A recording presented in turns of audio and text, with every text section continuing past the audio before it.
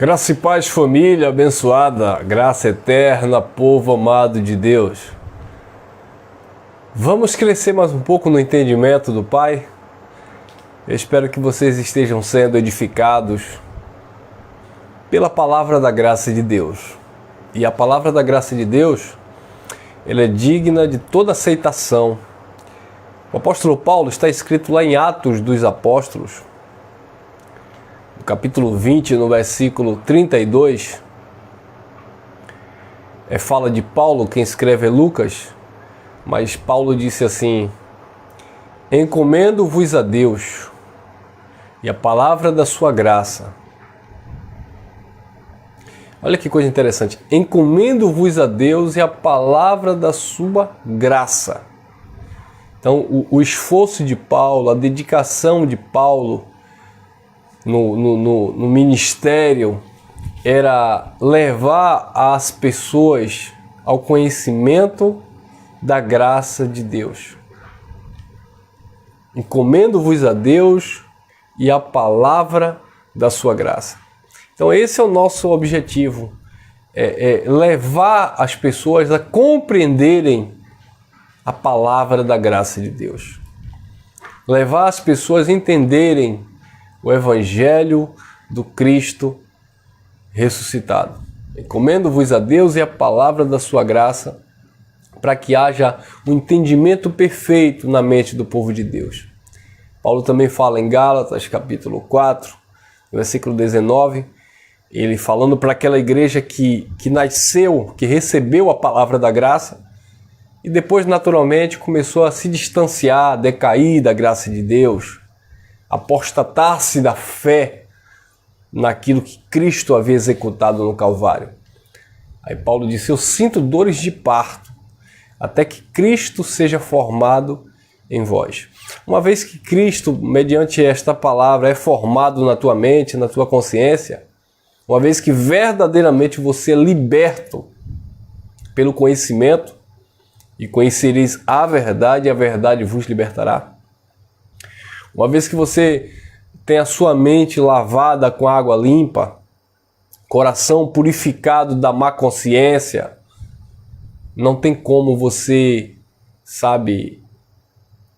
se arrepender, não tem como você desfazer, não tem como você desprezar tamanha salvação na tua mente mediante este conhecimento. Essa é chamada salvação da alma.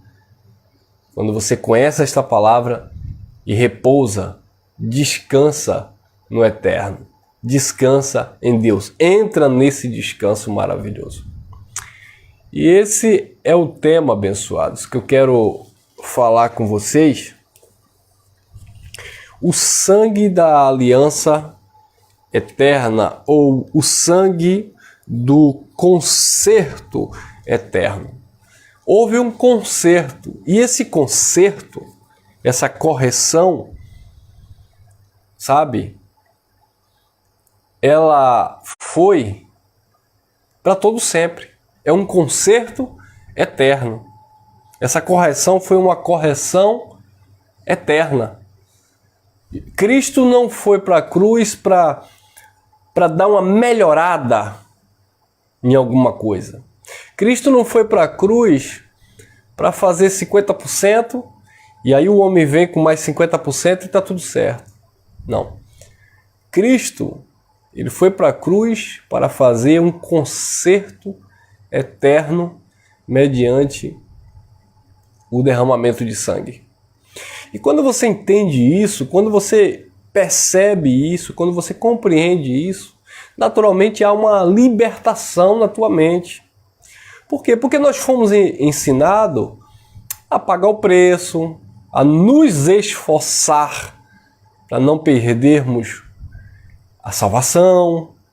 Nós fomos ensinados a sacrificar para agradar a Deus. E eu digo sacrificar nesse sentido de esforço humano, de religiosidade, E isso diante de Deus não tem nenhum tipo de importância. Eu sei que alguns assistem uma mensagem como essa e dizem assim: ah, então você pode viver de qualquer jeito, porque começa a distorcer a nossa fala. Quando você vai falar da graça de Deus, você diz assim: gente, o preço já foi pago. Não há mais dívida a ser paga. Aí as pessoas começam a dizer: ah, então agora, já que o preço foi pago, eu posso roubar, eu posso matar, eu posso adulterar. Olha a mentalidade carnal. As pessoas parecem que não conseguem viver sem um cabresto, sem um controle, sabe? Sem algo para lhe dominar, para lhe manipular.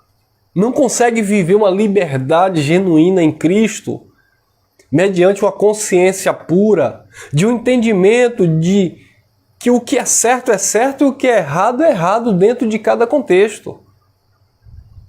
E que eu não vou usar algo espiritual em meu favor para banalizar o evangelho, entrar numa zona de carnalidade, libertinagem, licenciosidade, viver uma vida, sabe, numa podridão, viver uma vida na devassidão, porque eu descobri que, na verdade, todo o esforço que eu fiz para me achegar a Deus, todo o preço que eu paguei, toda a prática religiosa que eu efetuei, na verdade não teve nenhuma importância diante de Deus. Então muitas pessoas se frustram com isso, porque não querem perder, sabe, essa glória, essa vanglória, não querem perder esse argumento religioso de que eu sou melhor do que você porque você não jejua, eu faço jejum. Você rouba a Deus nos dízimos e nas ofertas, eu não, eu sou dizimista, fiel e ofertante.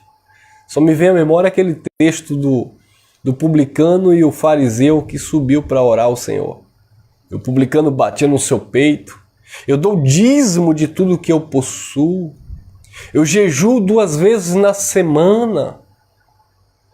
Sabe, eu sou crente, eu não sou como esse pecador miserável, eu não sou como os demais homens. Então o religioso ele se apega muito a isso, e por se apegar muito a isso, quando a mensagem da graça chega e revela que na verdade não depende de quem quer nem de quem corre, mas de quem Deus se compadece e usa de misericórdia, e que nada o homem pode fazer para atribuir ao seu esforço, ao seu mérito, ao seu ego, ao seu orgulho, de que eu estou nessa posição privilegiada com Deus, eu sou salvo, eu estou, sabe, abençoado porque eu pratiquei algo que chamou a atenção de Deus.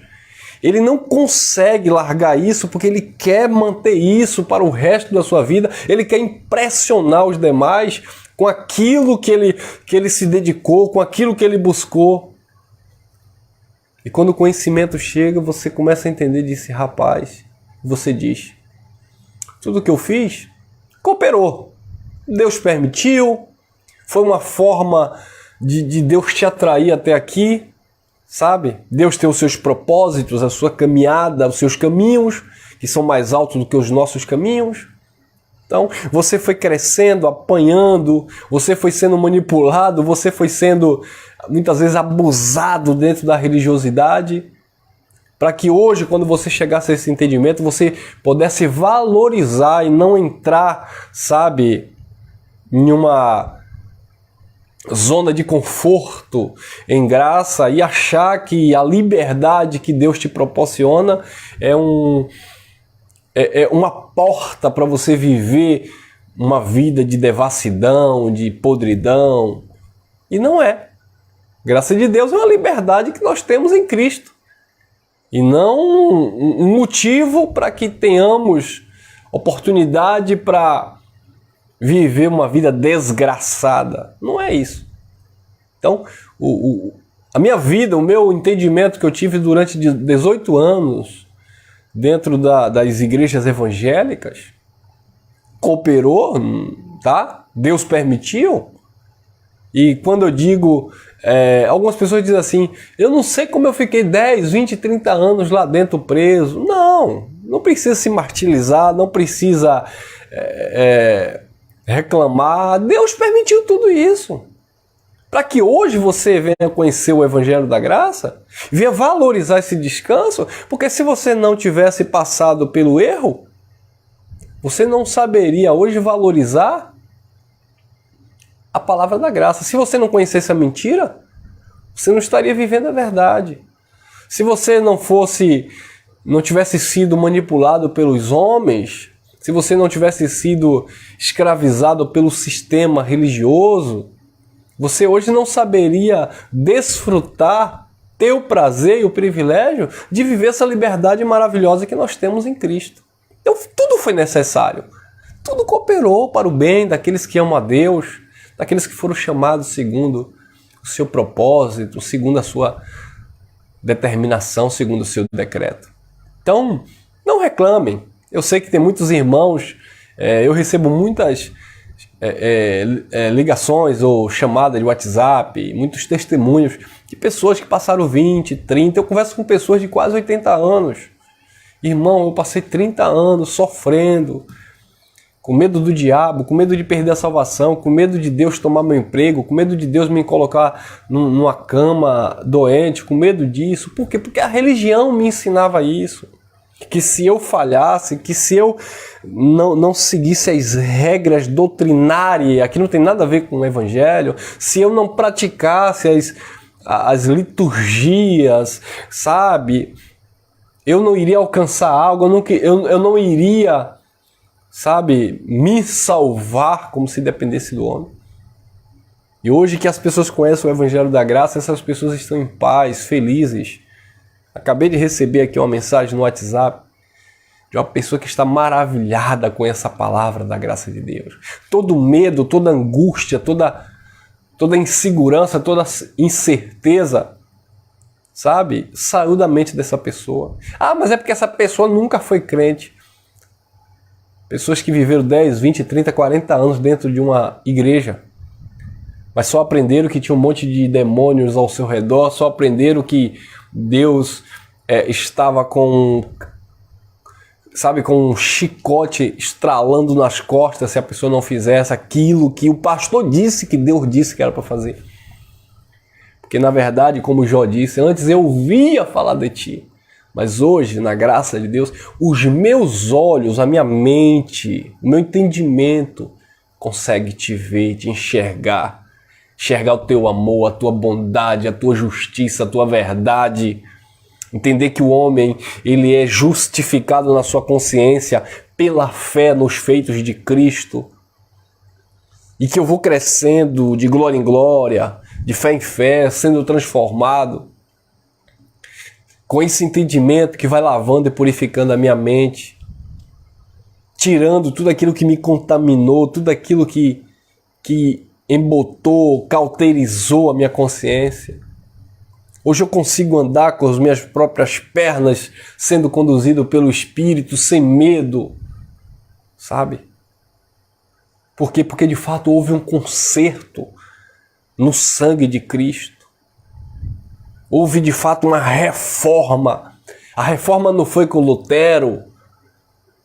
A reforma não é o protestantismo, a reforma não é um pensamento teológico, não, a reforma na verdade, e a única, houve no Calvário um conserto.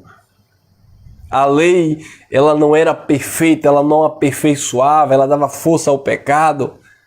Foi necessário remover o primeiro pacto para estabelecer o segundo no sangue de Cristo. E é neste segundo e na plenitude de todas as coisas que nos encontramos abençoados. Os espíritos dos santos justos sempre esteve no Pai, com o Pai. A nossa alma, a nossa mente é salva e hoje desfruta desse descanso mediante este conhecimento. A nossa mente foi restaurada. Sabe? Houve uma ressurreição. Fomos arrebatados, a palavra arrebatamento, do grego harpazo, tomado à distância, tomado para si. Fomos tomados para Deus, pertencemos a Ele, somos deles e estamos seguros nele. É necessário compreender essas coisas. Olha lá, carta aos Hebreus, capítulo 13, versículo 20 e 21. Diz assim: ora, o Deus de paz. Só aqui já destrona, sabe, todo conceito religioso onde as pessoas não conseguem ter paz. E é campanha, é projeto, é propósito, é desafio com Deus, é sacrifício no altar, é jejum de Daniel, é busca do Espírito Santo, é sobe no monte, é vigília às madrugadas, é isso. Cadê a paz? E o Deus de paz, que pelo sangue do concerto eterno, houve um concerto eterno em Cristo. E o Deus de paz, que pelo sangue do concerto eterno, tornou a trazer dos mortos nosso Senhor Jesus Cristo, grande pastor das ovelhas. 21. Vos aperfeiçoe em toda boa obra para fazerdes a sua vontade, operando em vós o que perante ele é agradável, por Jesus Cristo, ao qual seja glória, para todo sempre. Amém. O Deus de paz, que pelo sangue do concerto eterno, houve um concerto eterno. Quando Jesus, naquela cruz, João 19, 30, quando ele bradou, Tetelestai, está consumado. Houve um concerto, a genuína reforma, sabe? Tira o velho para estabelecer o novo, tira o primeiro para estabelecer o segundo. A lei dava força ao pecado, mas onde abundou o pecado, que foi dentro do pacto da lei, superabundou a graça de Deus em Cristo. Aí Paulo fala aos Romanos, capítulo 6, versículo 14, o pecado não terá domínio sobre vós, pois não estáis debaixo da lei, mas debaixo da graça. Houve um concerto. Hebreus 7, 22 diz, de tanto melhor concerto, Jesus foi feito fiador. De quanto melhor concerto, houve um concerto. Houve uma reforma definitiva. De fato, houve esse concerto. Hebreus 7,12 diz assim: porque mudando-se o sacerdócio, necessariamente também se faz mudança da lei. Houve uma mudança da lei. Porque mudando-se o sacerdote, necessariamente se faz mudança da lei. Saiu o sacerdócio levítico da lei de Moisés e entrou o sacerdócio eterno, segundo a ordem de Melquisedeque, por Cristo Jesus. Mudou o sacerdote, também mudou a lei. Saiu a lei de Moisés e as suas ordenanças e entrou a lei do Espírito de vida em Cristo Jesus, o Senhor. Então, quando nós entendemos isso, quando nós entendemos este concerto pactual, nos vemos perfeitos, abençoados, totalmente salvos. Era disso que Nicodemos precisava. Necessário nascer de novo da água e do Espírito. Não era batizar Nicodemos nas águas, não. Era Nicodemos ter essa concepção, essa percepção, essa renovação na mente, essa mudança geográfica, não fisicamente, mas pactualmente falando. Quando Paulo diz aos Colossenses, capítulo 1, no versículo 13, Paulo diz: o qual nos tirou do império das trevas da escuridão, do engano, do legalismo e nos transportou para o reino do seu amor. Quando Pedro diz, fomos tirados das trevas, da escuridão, do ministério de condenação e morte, fomos tirados das trevas para a sua maravilhosa luz. E é nessa maravilhosa luz em que nós nos encontramos. Porque houve um conserto eterno no sangue de Cristo. Sangue este que remiu, resgatou os judeus, lavou os judeus, perdoou os judeus e aproximou os gentios, aproximou aqueles que estavam distantes de Deus no entendimento, aqueles que eram inimigos pelo conhecimento. E só a graça de Deus, só a revelação deste evangelho tem este poder para trazer essas verdades na nossa consciência. Então, queridos, quando nós compreendemos estas coisas, quando nós entendemos estas coisas, definitivamente nós desfrutamos desse descanso, porque pegamos esta palavra e misturamos por fé, com fé. Olha lá, Hebreus 4:1. Temamos, pois, que porventura deixada a promessa de entrar no seu descanso, pareça que alguns de vós tenham ficado para trás, porque também a nós foram pregadas as boas novas como a eles. Mas a palavra da pregação nada lhes aproveitou, porquanto não estava misturada com a fé naqueles que a ouviram. Então o problema é que as pessoas dizem que tem fé em um copo com água, tem fé em uma oração forte do pastor, tem fé no óleo ungido que foi derramado na cabeça, tem fé em uma campanha, tem fé em um desafio, tem fé em coisas que os homens promovem, mas não consegue ter fé nos feitos de Cristo. A minha fé, o justo viverá da fé, a nossa fé tem que estar fundamentada no Evangelho. A fé, a nossa fé, não é naquilo que a religião exige de nós, mesmo usando fragmentos ou textos bíblicos fora do seu sentido original, fora do seu contexto. A nossa fé é algo racional e perfeito naquilo que o perfeito realizou. Algumas pessoas não entendendo, não compreendendo o teor, o conteúdo, a profundidade desta mensagem, dizem que nós perdemos a fé porque nós fazíamos jejum, nós fazíamos voto com Deus e hoje a gente perdeu a fé. Não, pelo contrário, a nossa fé foi restaurada. O apóstolo Paulo diz que a fé ela vem pelo ouvir a palavra de Deus. Quando você começa a ouvir a palavra de Deus, você consegue entender as coisas de Deus.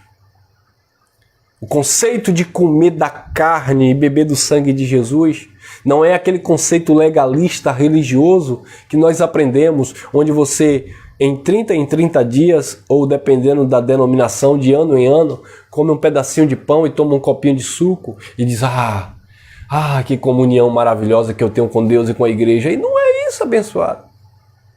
A minha comunhão com Deus tem que ser uma comunhão no entendimento de que Ele está comigo, Ele está em mim pelo Espírito. Aquele que se uniu ao Senhor se tornou um só Espírito com Ele. A minha comunhão com Deus e a minha comunhão com a igreja é entender que, embora sejamos diferentes, somos membros diferentes, mas pertencemos ao mesmo corpo, eu daqui e você daí. A nossa comunhão ela vai além de algo tangível, palpável, porque eu abraço alguém.